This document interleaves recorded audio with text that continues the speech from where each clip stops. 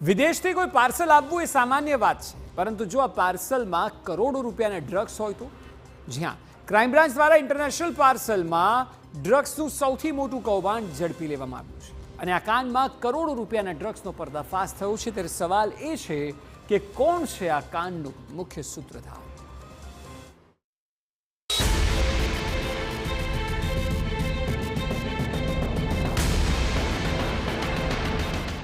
નશાકારક પદાર્થોની હેરાફેરી,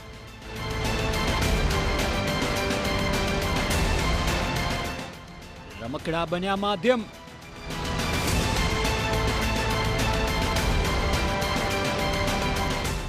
વિદેશથી ડ્રગ્સનો સૌથી મોટો પર્દાફાશ। આ ડ્રગ્સના જથ્થાને જો આટલી મોટી માત્રામાં ડ્રગ્સનો પર્દાફાશ થયો છે અને આ ડ્રગ્સનો આ જથ્થો અમદાવાદમાં ઘુસાડવામાં આવી રહ્યો હતો। પેડલર સફળ પણ રહ્યા, પરંતુ આ જથ્થો બજારમાં જાય તે પહેલા ઝડપાઈ ચૂક્યો છે।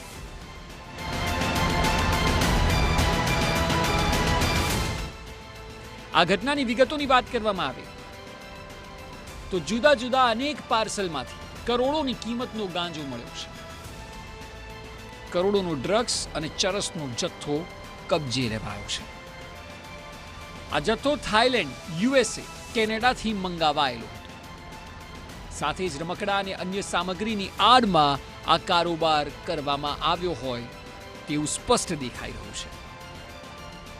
ક્રાઇમ બ્રાન્ચની ટીમને જે બાતમી મળી હતી એ આધારે ઇન્ટરનેટના માધ્યમથી રમકડા અને અન્ય ખાદ્ય સામગ્રીની આડમાં જે યુએસએ, કેનેડા અને થાઈલેન્ડ જેવા દેશોમાંથી અલગ અલગ પાર્સલ્સનો જે જથ્થો ચેક કરવામાં આવેલ અને એમાંથી અલગ અલગ પ્રકારના હાઇબ્રિડ ગાંજા, એમડી ડ્રગ્સ અને અન્ય ડ્રગ્સનો જથ્થો એમ કરીને કુલ 3,45,25,000 રૂપિયાનો જે મુદ્દામાલ છે એ કબજે કરી અને એનડીપીએસ એક્ટ અંતર્ગત કાર્યવાહી કરવામાં આવેલ છે।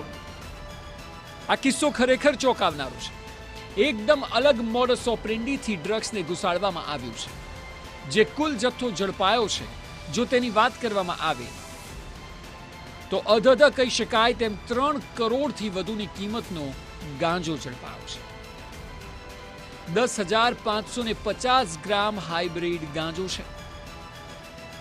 24 લાખથી વધુની કિંમતનું 248 ગ્રામ એમડી ડ્રગ્સ પણ ઝડપાયું છે। કેનાબિલ ઓઇલની 32 કાચની ટ્યુબ ઝડપાઈ છે। આઇસોપ્રોપાઇપની 6 બોટલ પણ જપ્ત કરવામાં આવી છે। ઇન્ટરનેટના માધ્યમથી જ આ તમામ ડ્રગ્સનો જથ્થો મંગાવાયો હતો।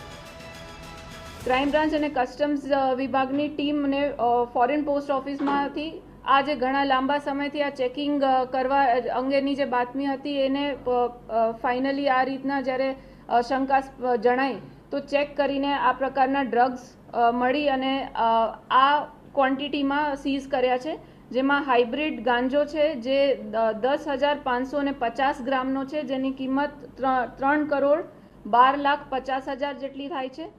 ચરસ જે મળી આવેલ છે 79 ગ્રામ, જેની કિંમત 3,95,000 જેટલી થાય છે।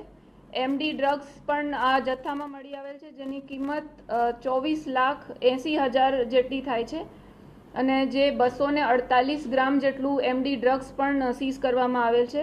અને આ ઉપરાંત કેનિબિસ ઓઇલ જે પણ એક એનડીપીએસ પદાર્થ છે એ પણ કબજે કરવામાં આવે છે, જે કાચની ટ્યુબમાં મળી આવેલ છે। એને પણ 32 જેટલી કાચની ટ્યુબ્સ સીઝ કરવામાં આવેલી છે। હાલ એનડીપીએસ એક્ટની અલગ અલગ કલમો લગાવવામાં આવી છે અને કલમો લગાવ્યા બાદ આરોપીઓની શોધખોળ પણ હાથ ધરાઈ છે કે આખરે કોણે આ જથ્થો મોકલ્યો છે અને કોણે મંગાવ્યો છે। NDPS act section 8C, section 20D, section 22C અને સેક્શન 27 અંતર્ગત ગુનો દાખલ કર્યો છે અને આગળની વધુ તપાસ ચાલુ છે। આ પ્રકારના કિસ્સાઓ સતત આસપાસ ચાલી રહ્યા છે, ત્યારે સવાલ એ થાય કે કોણ કોણ આ કાંડમાં સામેલ છે? ગુજરાતના લોકલ પેડલર્સ કોણ છે? કોણ છે યુવાધનના દુશ્મન? આ તમામ લોકો ઝડપાઈ જવા ખૂબ જ જરૂરી છે, કારણ કે આ પ્રકારની ઘટનાઓ સતત સમાજમાં સામે આવી રહી છે. લોકો ડ્રગ્સના બંધાણી થઈ રહ્યા છે અને તેને લીધે ચિંતા ઊભી થાય તે ખૂબ જ સ્વાભાવિક બાબત છે. આ કેસમાં જોવું રહ્યું કે આવનારા દિવસોમાં કોણ કોણ ઝડપાય છે અને તેમની આ ચેઇન ક્યારે તૂટે છે. હરીન માત્રાવાડિયા, TV9, અમદાવાદ.